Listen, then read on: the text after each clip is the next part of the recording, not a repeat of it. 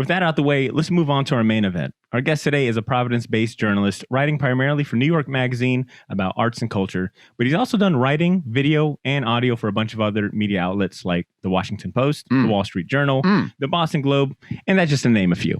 He's here with us today to talk about his upcoming biography, True Believer, The Rise and Fall of Stan Lee. It's being published by Penguin Random House's Crown imprint and is due to be released on February 16th. Shortbox Nation, we're excited to welcome Abraham Riesman to the show. Woo! Hey, Abraham, how are you? Hi, thanks for having me. It's very exciting. How you doing, Abraham? You doing good? Doing all right, you know? Gotta keep on my grind and get this thing out the door. Healthy, happy, family good? Oh, yeah. Yeah. I although it did just snow, and that means I have to shovel in the morning. So. Oh.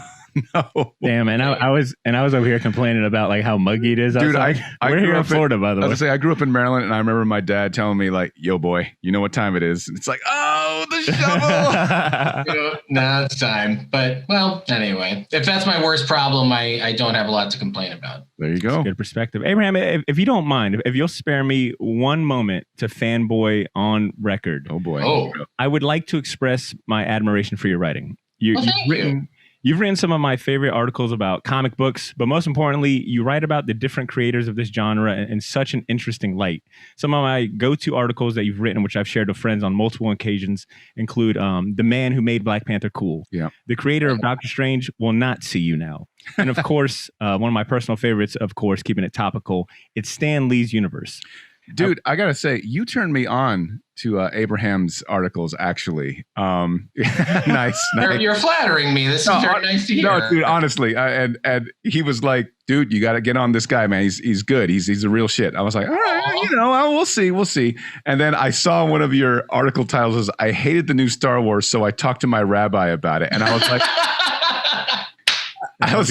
I don't think I could talk to my rabbi about Star Wars. I need to read this. Like, this is great. Oh, man. Let me tell you, at my synagogue, that was a viral article. Everybody read that. It went out in the temple. It went out in the shul newsletter. And that's great.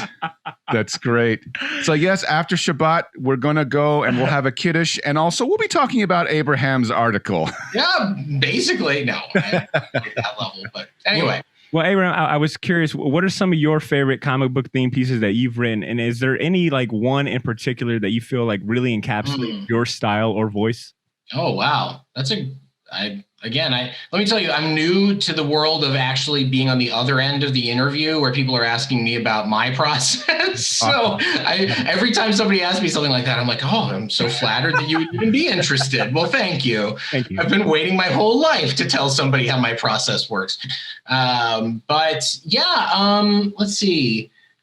You've named a few of them. One that I remain maybe it's not so much that I'm proud, more that I'm just kind of in awe that it worked out the way it did, was my profile of Steve Ditko. Like you mentioned that one, the creator of Doctor Strange Will Not See You Now.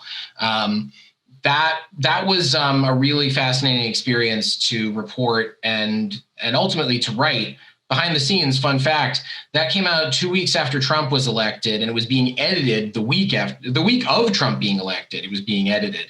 And anyway, that's a whole side story. But I feel like it's a piece that had an adventure kind of element to it, even though I was just sitting outside somebody's door for a few hours. It was me waiting for Steve Ditko to see if I could speak with him, because other people have done that in the past, even though, God, sorry. Now I'm going to really go down a rabbit hole if I talk about the Steve Ditko piece. You're in the right place to go down a Steve Ditko rabbit hole. Okay. Well, we'll probably end up talking about him later in the conversation anyway, once we start talking about Stan. But sure. I was very proud of that piece and was very lucky that I was able to get such interesting information from the people I interviewed, and that the experience of being there was sort of a fortuitous and dramatic and interesting thing that was pretty wild.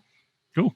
Can you recall your first conscious comic book experience, or the first comic book that you read and instantly made you a fan? Totally He's smiling. Well, earliest is hard for me to say. I'm sure there are things that I looked at when I was very, very young that I can't recall. But the first real exposure I had to at least the superhero realm was not in a comic book or even in a cartoon. There was a Scholastic book fair at my elementary school. Yes. And I know, you got to love those. And they were selling this I actually have it downstairs. I won't get it now, but it's this sort of little thin booklet for first grader types.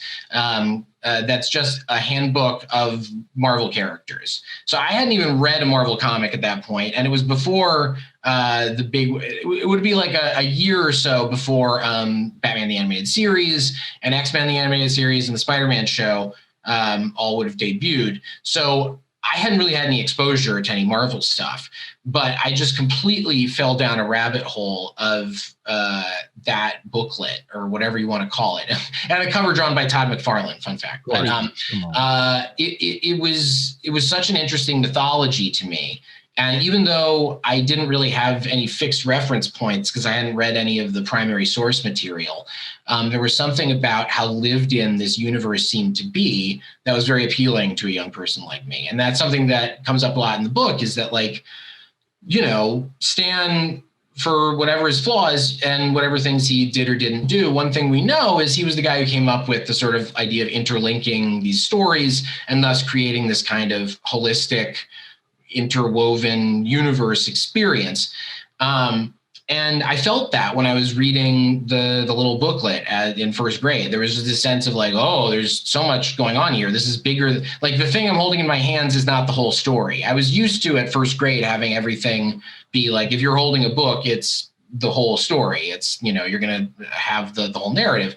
Right. But this wasn't a narrative. It was just saying, like, there's all these other narratives and they're out there. And eventually I started watching the cartoons, the aforementioned X-Men and Spider-Man cartoons. Those were sort of what kept me going for a while. For whatever reason, I wasn't really reading Marvel comics. I thought about the characters a fair amount, but in my interest a little bit around when I would have the wherewithal to start reading comics. So instead, I did start reading comics, but not Marvel. I was reading a lot of Star Wars and Aliens licensed comics in Dark Horse Comics. Oh, there you go.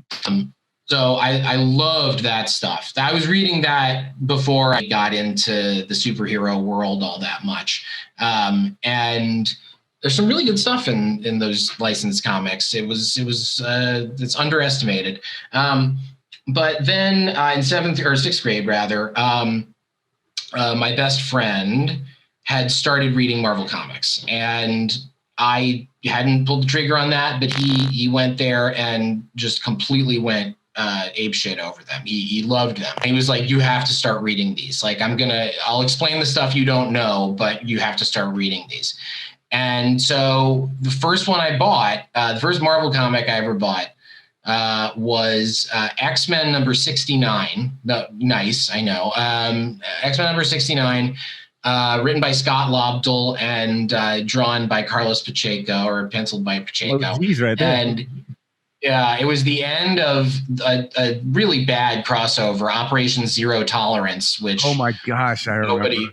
I know, I barely remember. I mean, I remember the vague outline. I don't remember any of the specific chapters, but the point was, when I read that, it was the conclusion of Zero Tolerance. So I hadn't read any of the preceding issues. This was my complete jumping on point. So I had a rough understanding of who the X-Men were from the cartoon and from the little booklet as well. But like, I didn't know the specific story. So I was completely lost. And yet at the same time felt like I have to know more.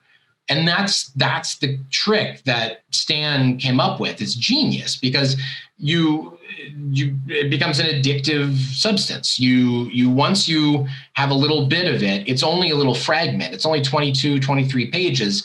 And then all of a sudden you're like, I need more. That's not the whole story. The whole story is elsewhere. And you never fully get to the whole story. You just get bits and pieces. And that comic was sort of the beginning of that experience for me, of going, I need to know everything about these characters, about this world, about these stories. And, then the rest of it is, a typical thing where, like, I was really into comics as a teenager. And then in college, I sort of dropped off in my interest, other than a few things. And then after college, I similarly was sort of kind of plateaued. But then with the advent of Comixology, getting a Comixology subscription, and this was back in the day when you could just have an Apple product and buy with one touch, before they got bought by Amazon, where now you have to go to the web browser. So it was bad. As soon as I started using, found out about guided view, I didn't even have an iPad or anything. I would just watch it on my phone, look at it on my phone. And I just, all of a sudden, all of those old feelings and the desire to read everything just came back. And it was that. And also I read Grant Morrison's Super Gods, which I don't know if you've read that. It's Grant Morrison. Nice. It's total weird book, but Chaos Magic, the tarot significance of 9/11. But at the same time, it's all it's such a weird book because it also has all this interesting comics criticism and comics history. The history is iffy on its veracity. He's not a historian, fair enough. But the comics criticism was really interesting. His riffing on what makes such and such Mark Millar comic interesting made me go, oh, maybe there's more to Mark Millar than I had thought about. That.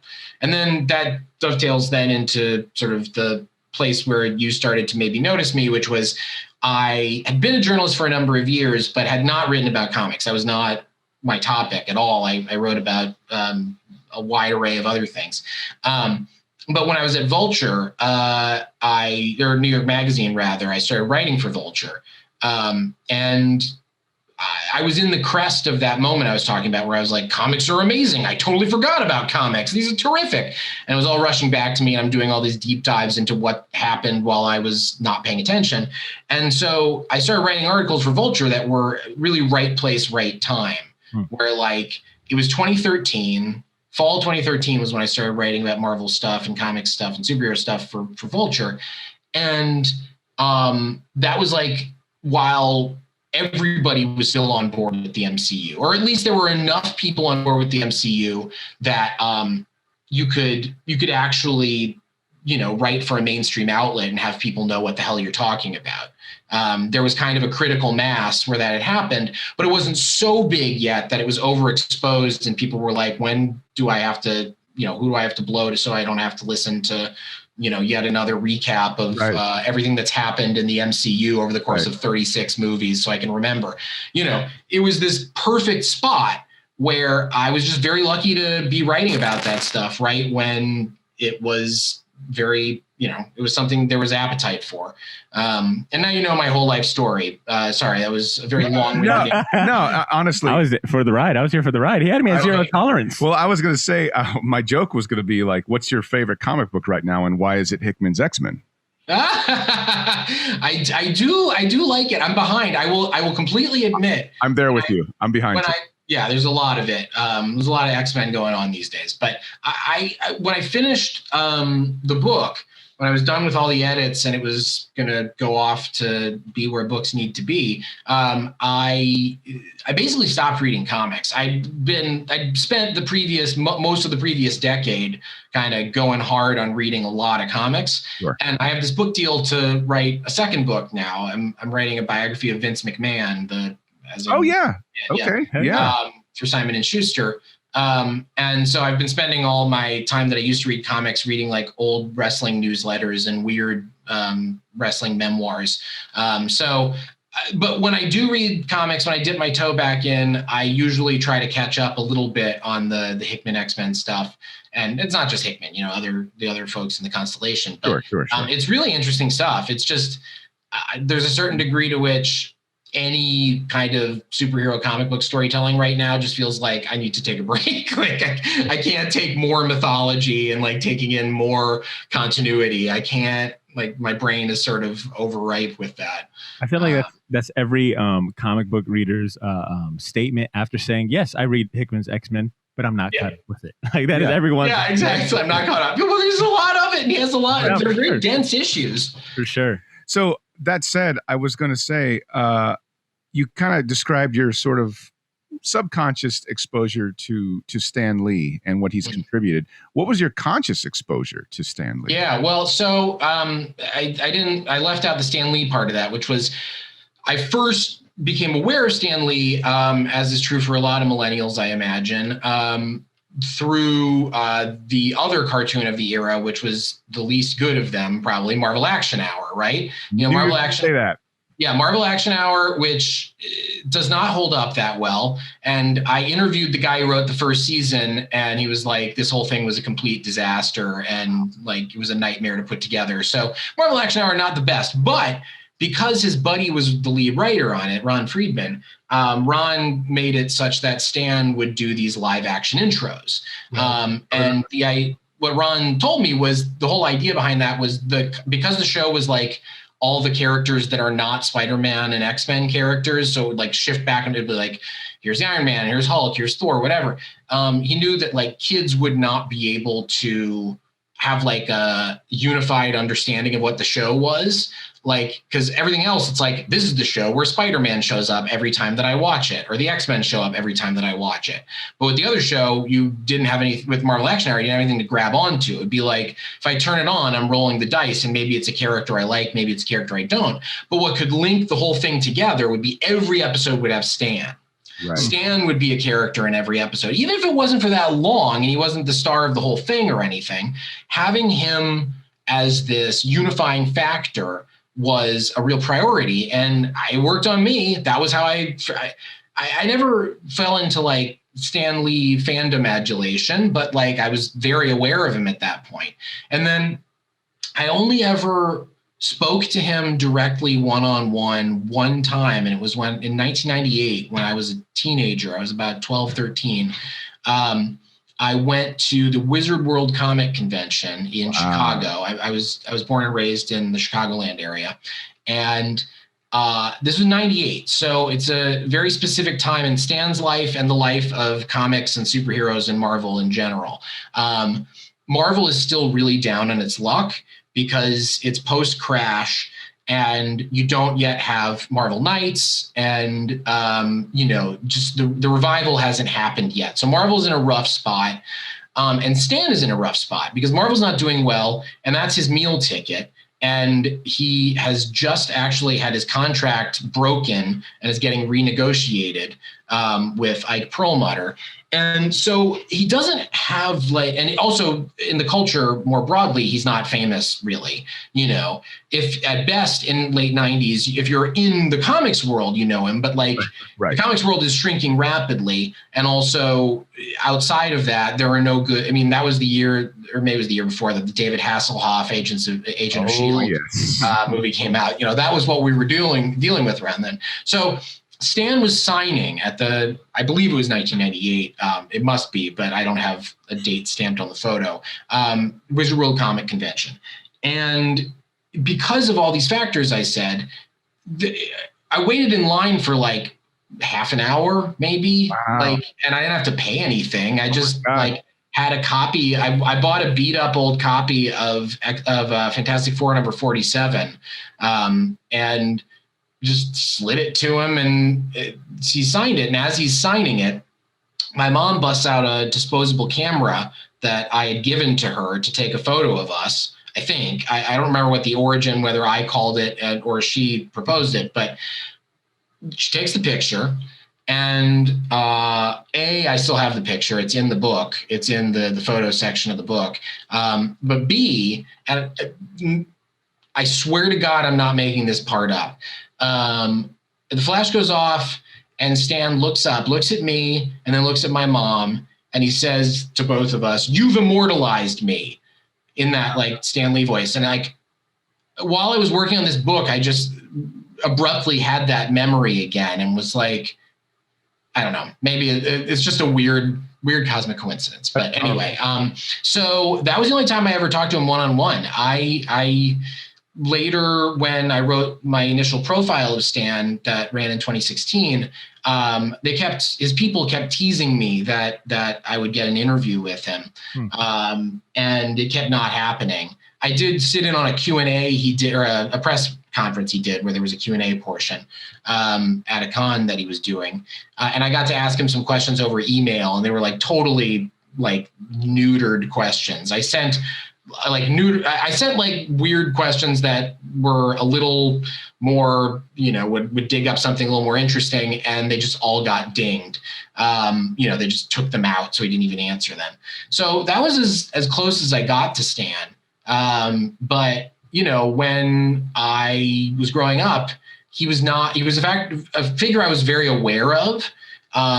But I didn't have like a particular attachment to him because, again, the movies weren't really out, so that wasn't being presented to me as the way to interact with Stan. He wasn't really writing anything. It was pretty hard to get old issues back then, as you'll recall. I'm sure you had to like go mail in, write a letter to Mile High Comics. Yep, right. That's exactly what I was thinking of. Yeah. Yep. Exactly, in order to get a single old back issue that would maybe or maybe not explain something. So I was very aware of Stan. Oh, and also from Wizard, of course. Wizard, the comics magazine, had a lot of Stan content. So I was aware of him, but didn't have like a particular relationship with him. But he was a figure that loomed large in the comics and Marvel and superhero world. And he is somebody, that you kind of can't not see. He's the figure for mainstream culture and for comics culture. Well said. And since we're on, since we arrived at the topic of Stan Lee, for our listeners who are just being introduced to you and your body of work for the first time, in your words, Abraham, could you introduce and tell our audience what the book True Believer, The Rise and Fall? Sure, yes. Oh, I'm sorry. I went off the rails there. But so I've written this book, True Believer, The Rise and Fall of Stan Lee. It's coming out, as you said, from Crown. And it is a biography of Stan. It was what you might call unauthorized. It was independent. I had nothing to do with the Lee estate, such as it is.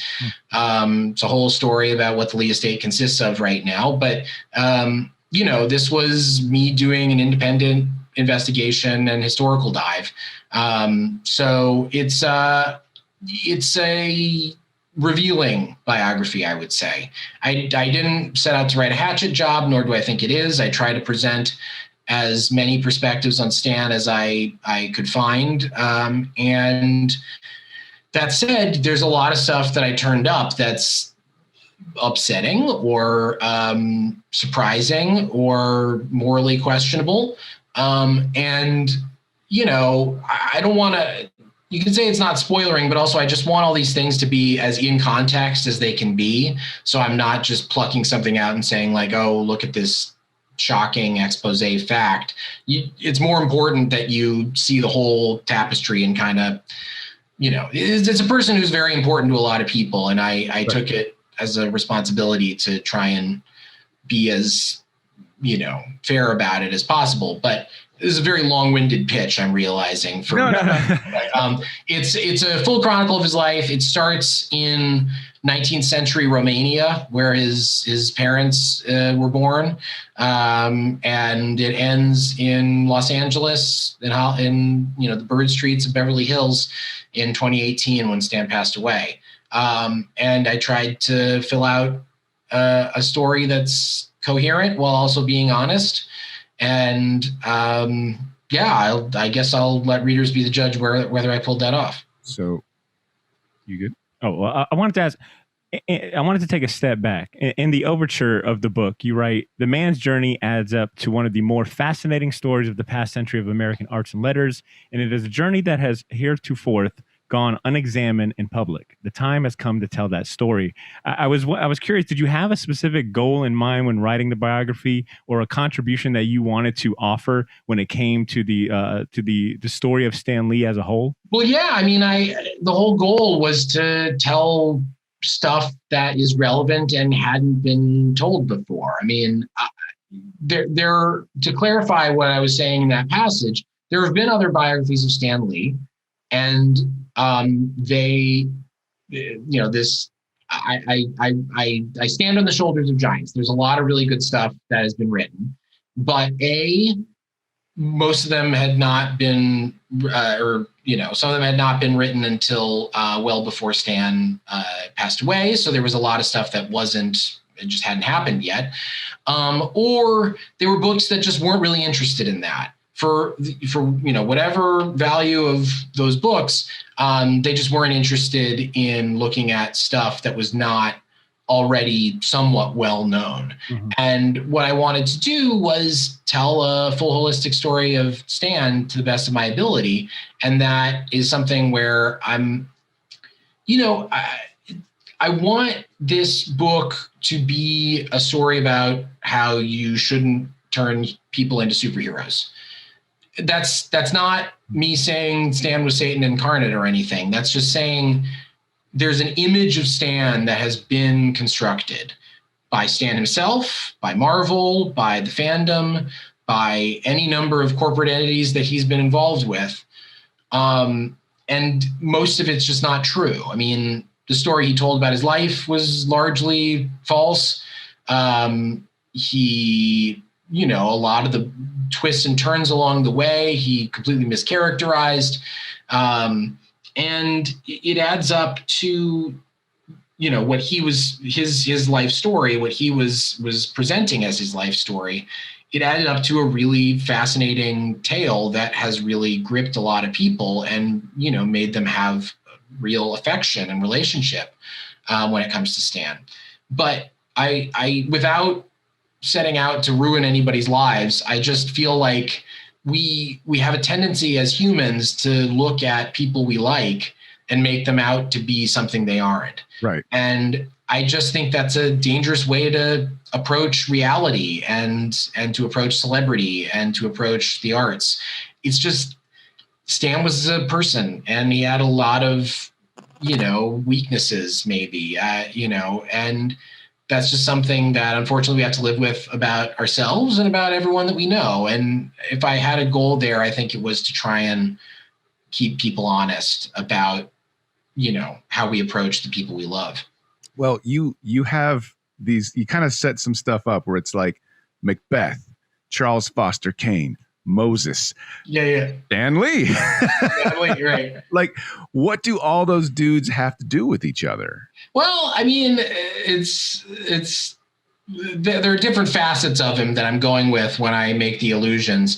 But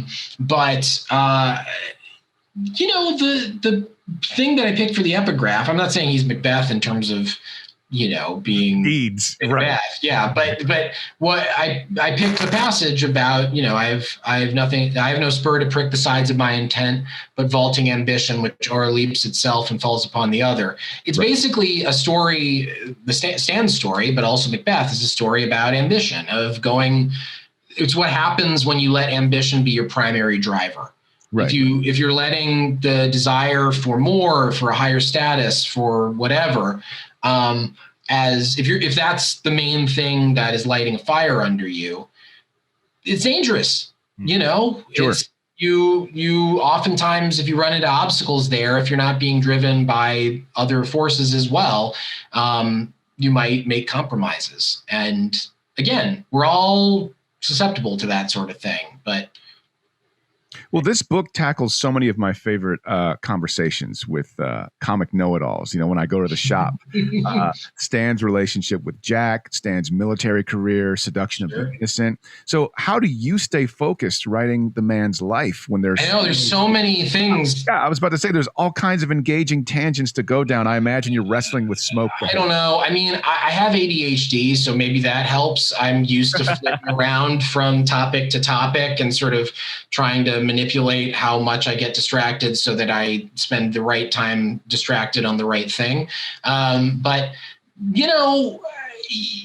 the main trick I had was, for some stretches I tried to have every chapter cover about the same amount of story, which is not the same amount of time necessarily. Because there were times in Stan's life where it really pays off to do a minute by minute practically, or at least month by month, looking at something like taking a year or 2 years or 4 years and looking at like, here's all the beats that happened. And then I have a few stretches, like I have one chapter that goes from 1945 to 1961. It's a long period. Same with another chapter that's 1980 to 1998. And that was weird for me because it meant there were times when I'm sort of speeding it up and then slowing it down. But I think that was the right call because you want to keep the reader engaged and not just be, I was talking to, at the beginning of the process, like right when I got the contract, I talked to Sean Howe, who wrote Marvel Comics: The Untold Story. There you go. About it. Yep. Right. He was sort of the guy who inspired me to start writing comics journalism in a serious way.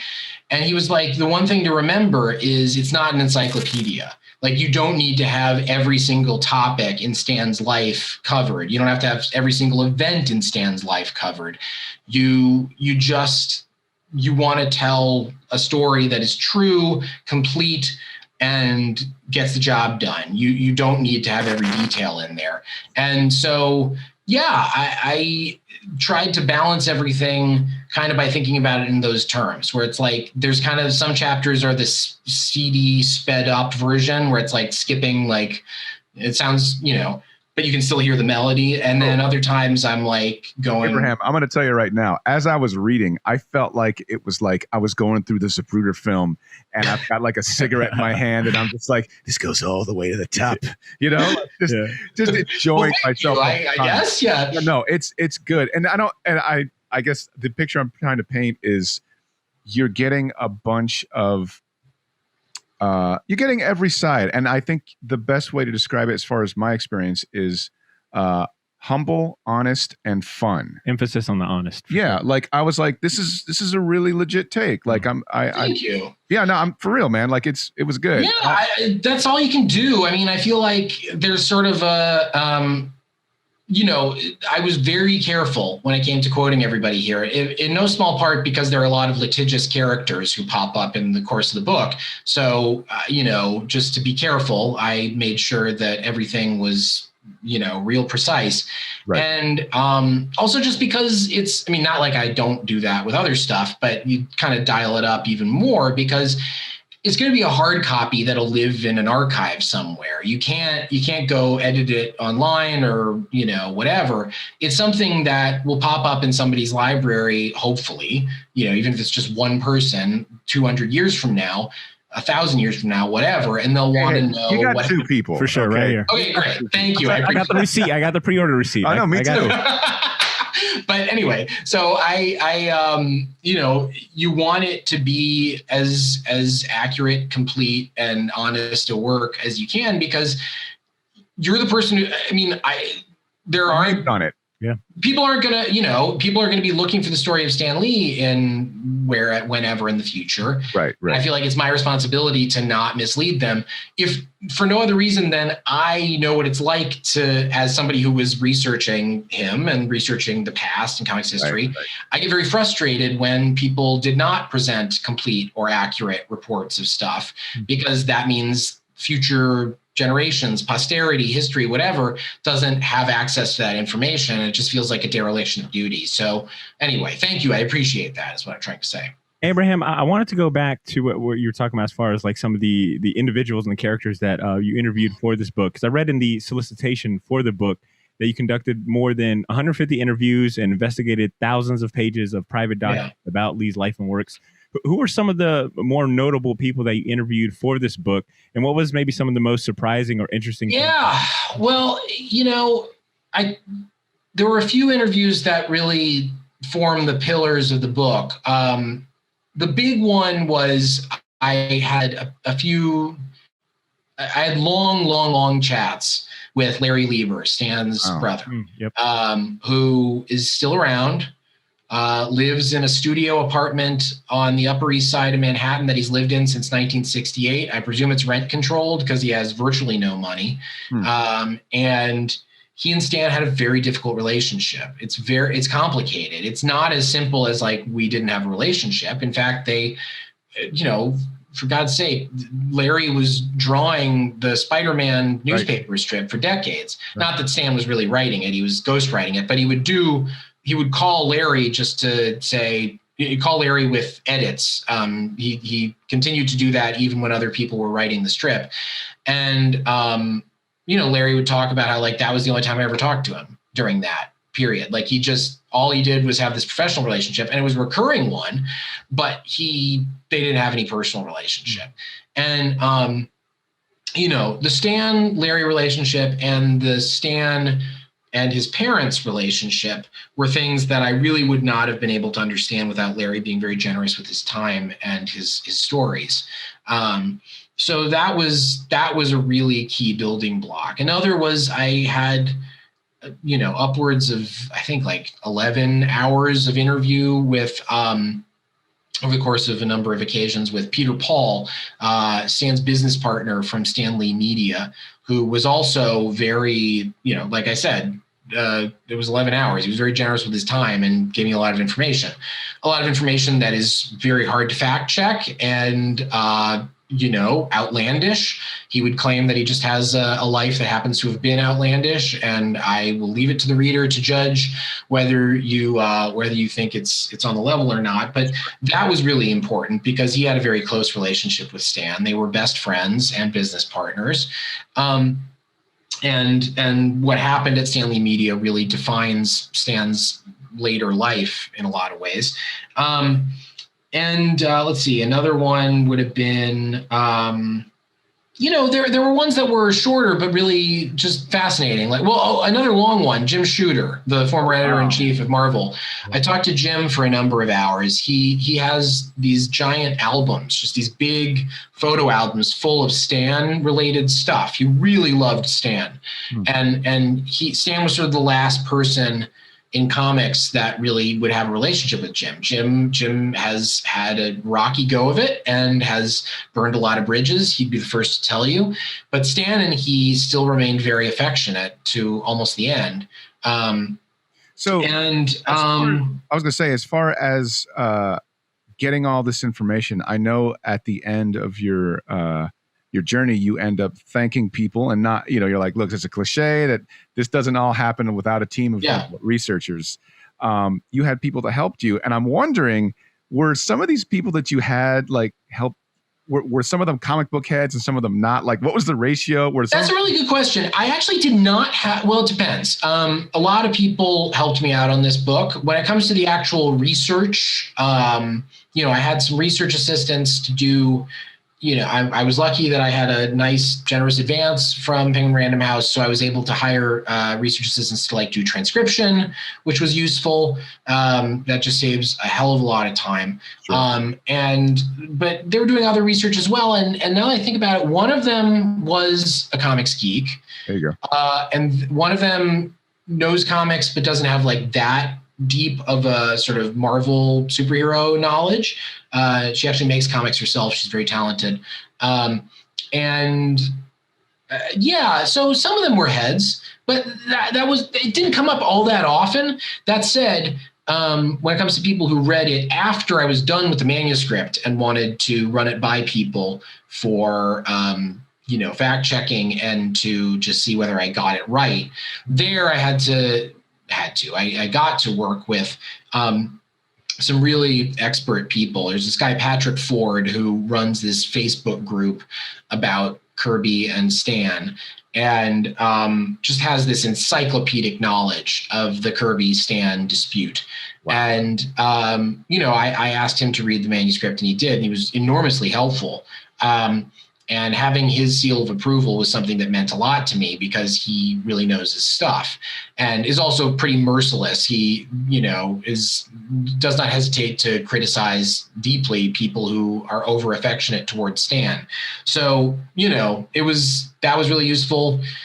Yeah. And then there were a lot of people who had nothing to do with comic stuff. They were just talented at whatever they were doing in research terms, but then also people who I handed it to afterward to read who may not be comics experts, but who maybe know, Jewish stories. And that's an audience I'm reaching out to with this story, with this book.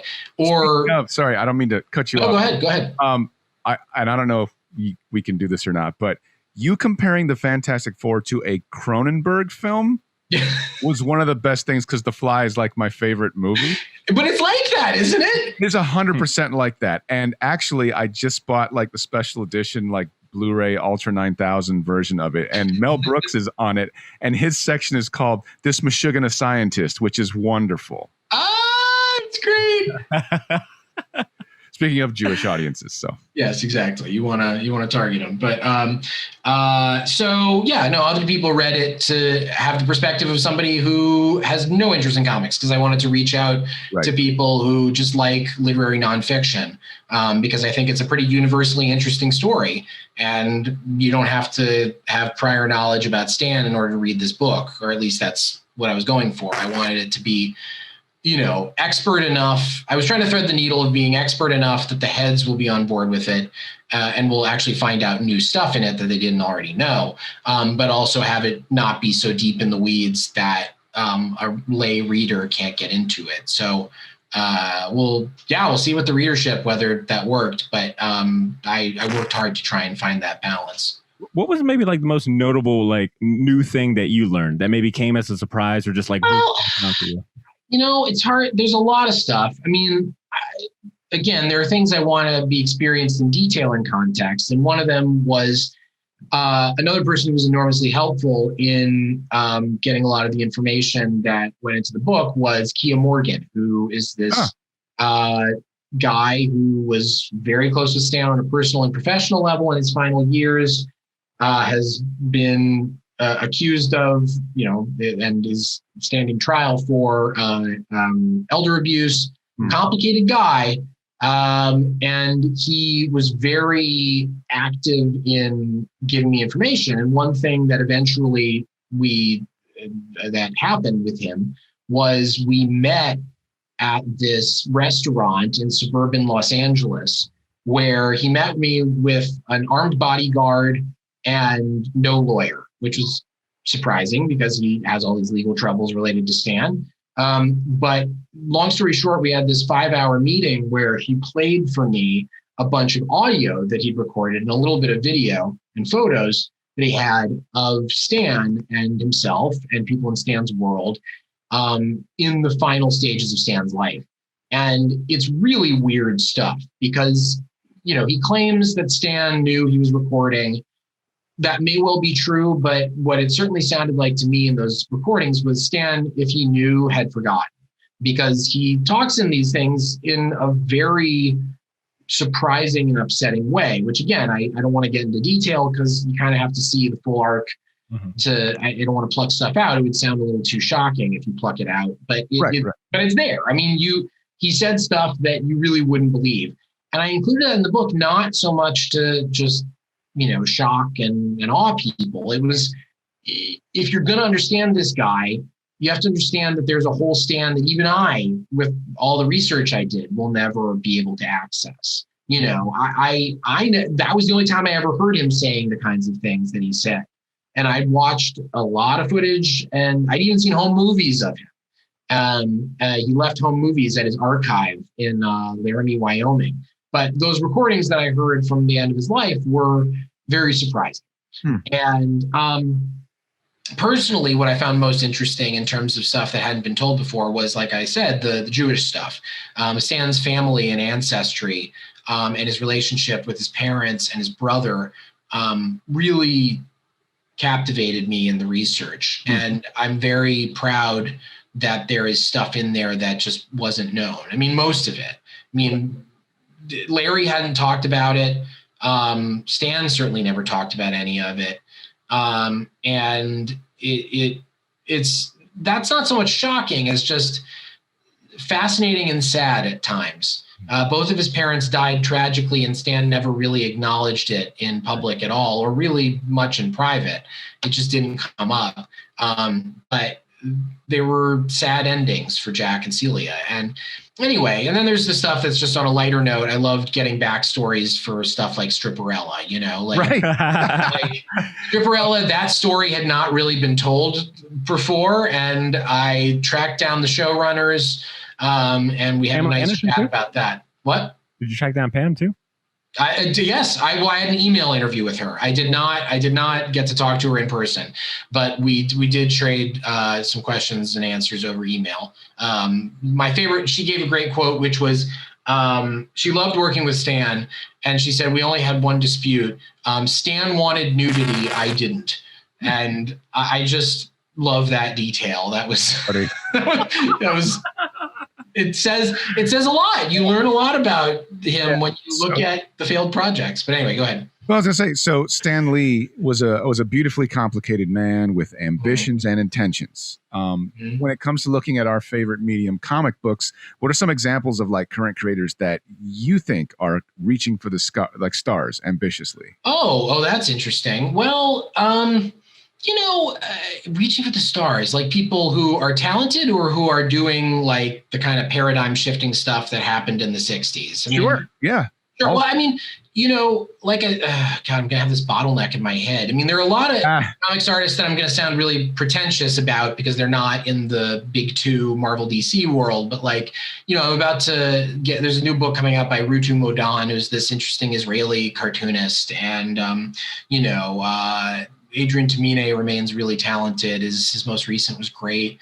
John Pham. I could get really indie stuff there. Well, that's not a problem. I mean, more or less, like this show is not just about big two stuff. Like we love Okay, good, great. All kinds of. Sorry, I didn't mean to insult your intelligence. That was the only thing we talked about.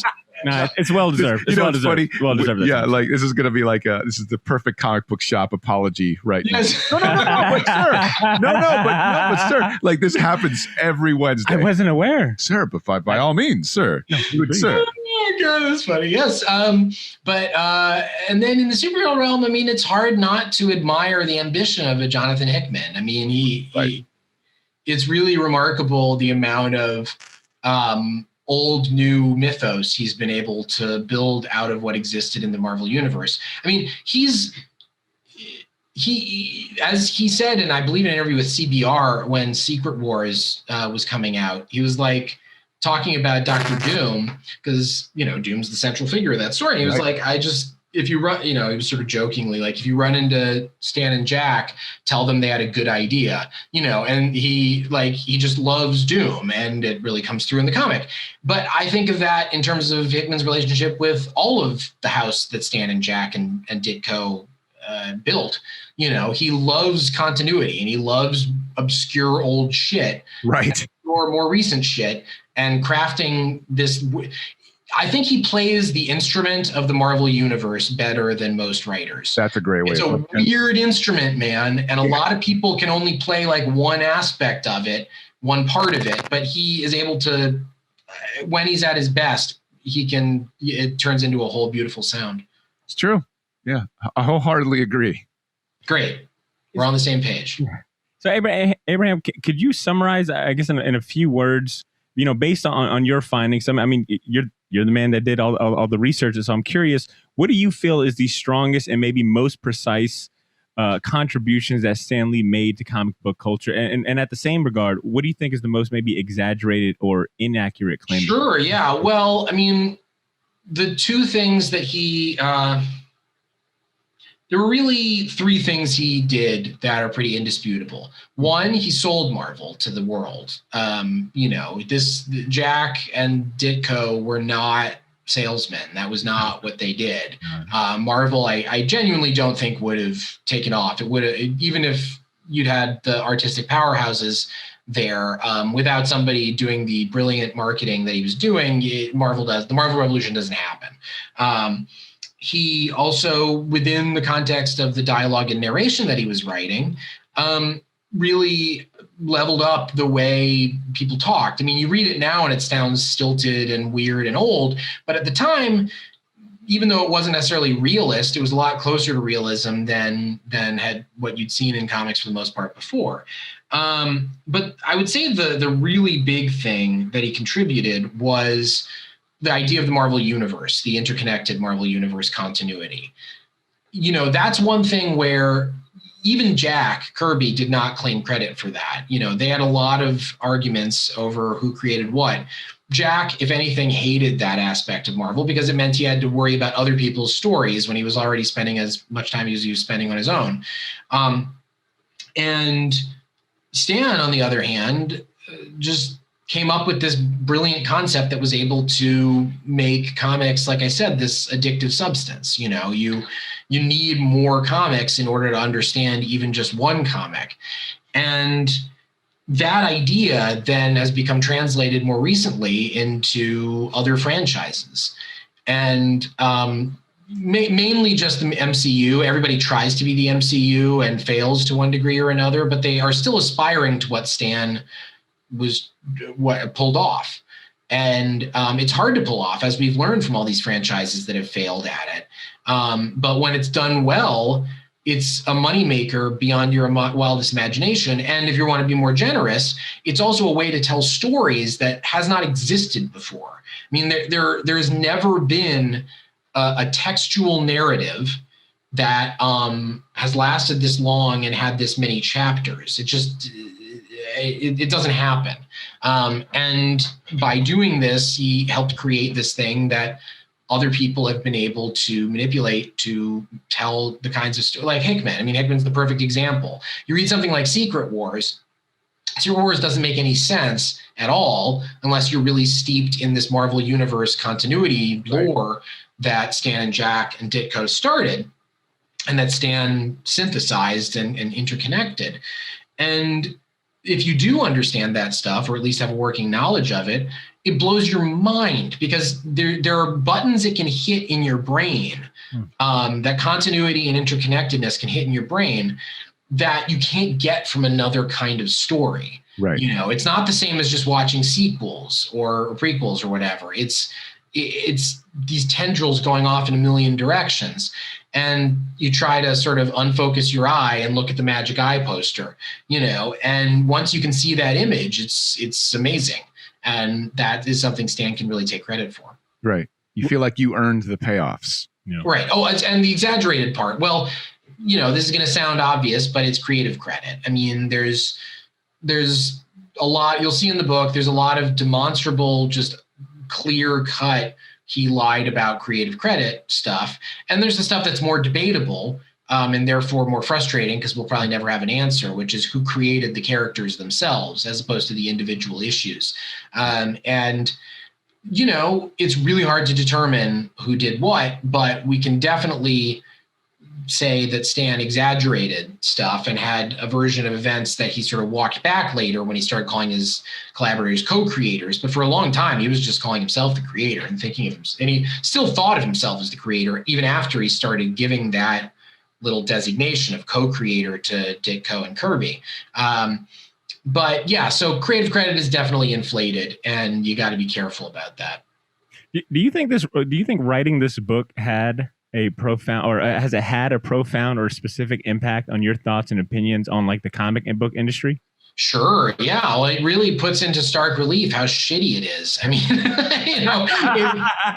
when you actually learn the history of how comics companies have operated, including Marvel, you just keep getting struck over and over again by the fact that they're unbelievably poor to laborers. I mean, the labor rights barely exists in comics, and certainly didn't exist decades and decades ago. It's completely mind-bogglingly stupid and unfair that creators who come up with these characters don't own the characters. There's no justification for that. They've even had models in the past where you had profit sharing. It's just greed. There's an inertia that allows you to get away with the greed.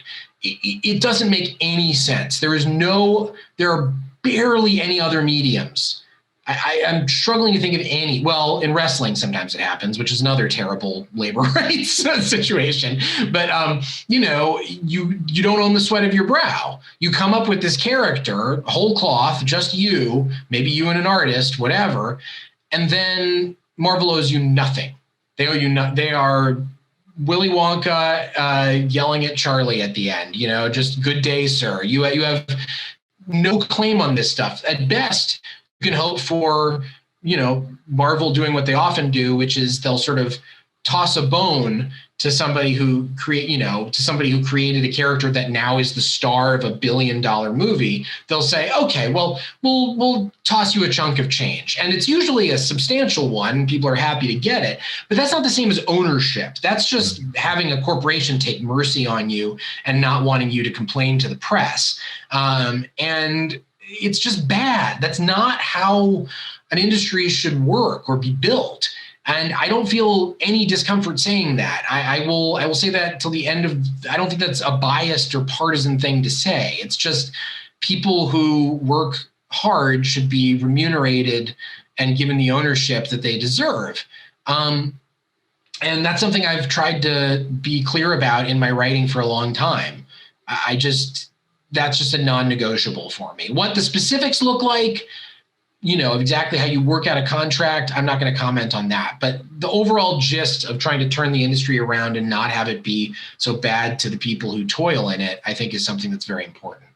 Your emotions are resonating right now with me, because it's not like I wasn't, unaware of how unfair the industry was, especially during the 40s, 50s, and 60s. Sure. But I had an exercise into it this afternoon. I was trying to explain to my girlfriend about the topic of Stanley and some of these topics that you cover in the books and whatnot. And I found myself just hearing myself trying to explain the idea of ownership in comic books. And it just brought me down. I was like, man, yeah, no, this is a fucked up industry. It's really fucked up. I know. And she looked at me like, what's funny? And you still buy comics? Hold on. It got worse when I came over, and I was like, wait, you guys talking about this? All right, let's get biblical. So Moses didn't see the promised land. Now let's talk about the allegory with there, and he was told to not hit the rock and all that stuff. And then she's even more confused. But you know what it made me appreciate, though? The pages and the chapters I was able to get into this book,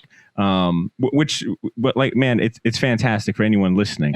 Me and C were seriously co-sign on this for sure. Fortunate enough to get an advance. It's just a late delivery thing. It's not that they didn't like it. It was on us. Wait.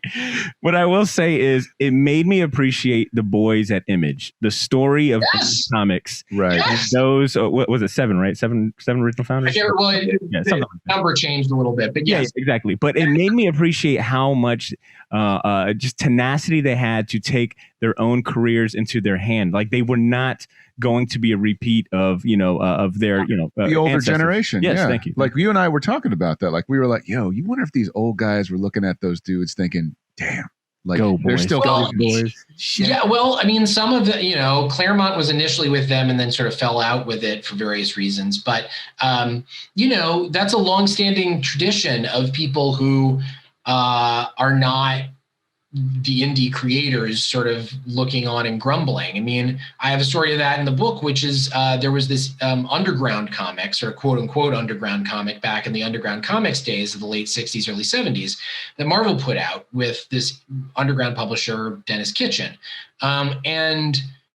Kitchen, when he struck the deal with Stan, was like, look, we're going to walk if there isn't ownership of this material. We're not taking the Marvel deal. This is not going to be that. And Stan, there were negotiations over it, but that part Stan agreed to. And the old timers, or at least the people who were not in the underground world, were heard about the fact that this was happening, that this other deal existed, and they were furious. I mean, can you imagine? You've just sort of accepted that this is the status quo, and then suddenly Stan is making an exception for somebody. That must have been infuriating. The Image has its problems, but the idea of trying to assert ownership and assert that labor should be, compensated fairly, that's something that nobody else really had done since the underground days. Well, there were a few exceptions, but yes, the Image guys set an example that I think is something that's worth studying, and they were shooting in the right direction. Absolutely. Abraham, I want to go ahead and shift gears, man, and get something a little more lighthearted and kind of put the focus back on you before we wrap up. I was curious, what's it like writing for comics in a journalistic capacity? Oh, it's the great joy of my life. I mean, I'm really lucky. I'm the luckiest guy. I really, like I said, was in the right place at the right time. There's our generation, the millennial generation, hadn't really had mainstream coverage of comics about comics that we were interested in. And I just really lucked out that my editors at Vulture were open to me writing about that stuff. I mean, if you told me in 2002 that when I was an adult, I'd be able to write multiple critical pieces about like Ultimates and the Ultimate Marvel experiment, I would have laughed in your face. But like when a generation gets older, all of a sudden the stuff that they had once loved when they were younger, they now have the wherewithal to write about or make stuff about or be inspired by in the stuff that they create, and people will pay attention because all of a sudden the rest of us, our ears perk up and we go, oh, I thought I was the only one who thought about that. Or I thought that was just me and my friends that cared about that thing when we were growing up. Right. And that's true that happens with every generation. But I feel like I was lucky that I was around writing about this stuff at a time when other millennials were having that realization. And so, when I would write about Ultimate Marvel or I would write about, Old Man Logan or whatever, I would have this opportunity to speak to people who had similar enthusiasms and memories, and then also to be allowed to write for this mainstream audience where if I played my cards right, people would be looking at it who didn't have any prior affinity for this material. And that's the hardest part about the job, and I'm lucky that that's the hardest part, but it's balancing between the audiences of the heads and the lay people. Right. And it took a long time for me to figure out how to do that, and I hope I pulled it off in the book.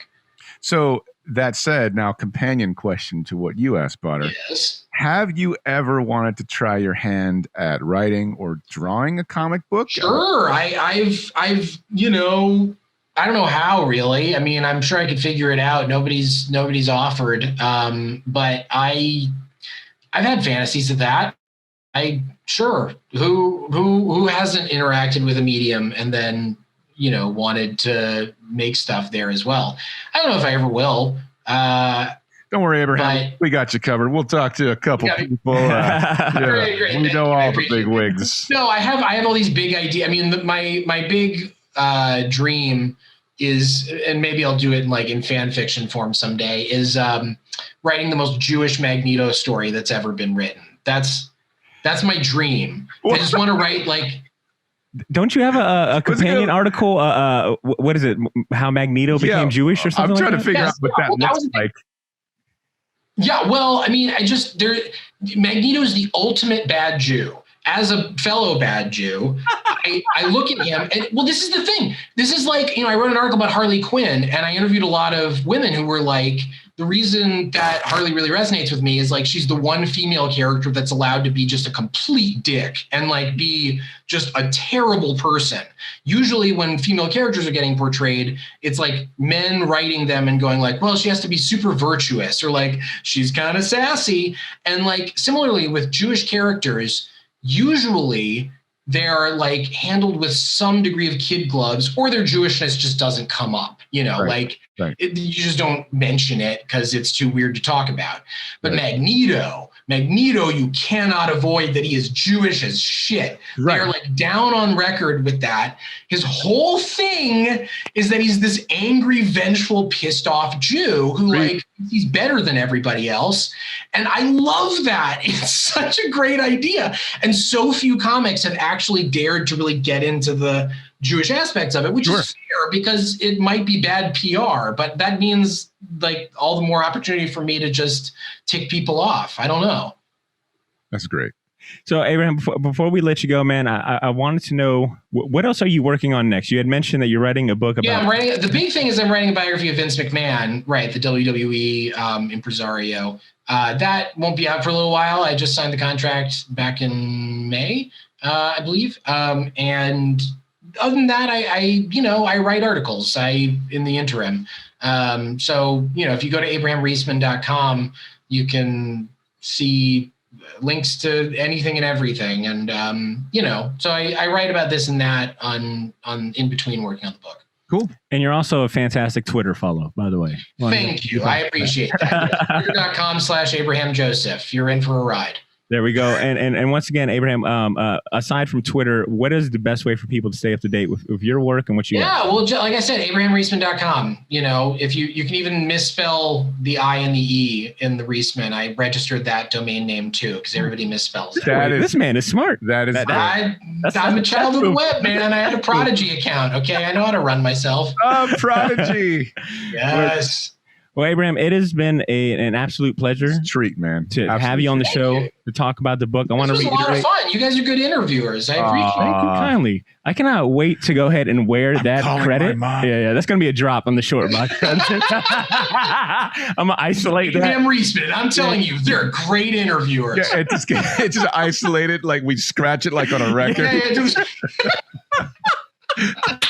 Now you're really helping me live my dreams. I'm getting like the shit in Batman Returns, dude. Like Ricket. Yes, that'd be great. Anyway. Oh man, listeners, look, buy this man's book. Seriously. True Believer. Oh, thank you. True Believer, The Rise and Fall of Stan Lee. Yes. Right on. Yeah, it's fantastic, and I will probably be talking about it for the next month or two after every chapter. I feel like every chapter I get into, I'm probably going to be like, bro, you're going to get like a text every time, and I'm gonna get a text every time. Oh my god! Bro, did you read this, dude? Abraham, he's already been so fucking annoying with. He's like, he's so many pages ahead, and he's sending me like pages with like red circle marks. Like, look at this shit. Can you believe he did this? I'm like, Bonner, this is awesome, dude. Oh, guys, that's great. Well, thank you very much. I hope you enjoy the rest of it, and and listeners, thank you for listening. Fantastic. Thanks so much, Abraham. All right. Thanks, Abraham. Peace. Yep.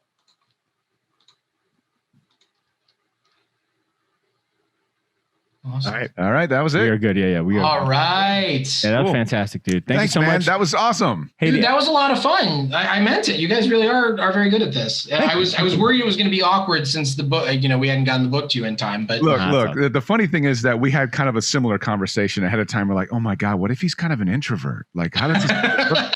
Like we're like, fuck, what do we do? No, I'm a failed actor. I was, as a kid, that's what I thought I was going to be. So I'm very performative. But yeah, God bless you. I appreciate that. So I'm channeling it somewhere. So right Abraham, the episode it'll drop next Wednesday. I'll send you a link, and of course we'll put a link for the book and the pre-order and all that. Cool. There for you. All right. Thanks, guys. All right, dude. Take care, man. Thanks again. Bye. Peace.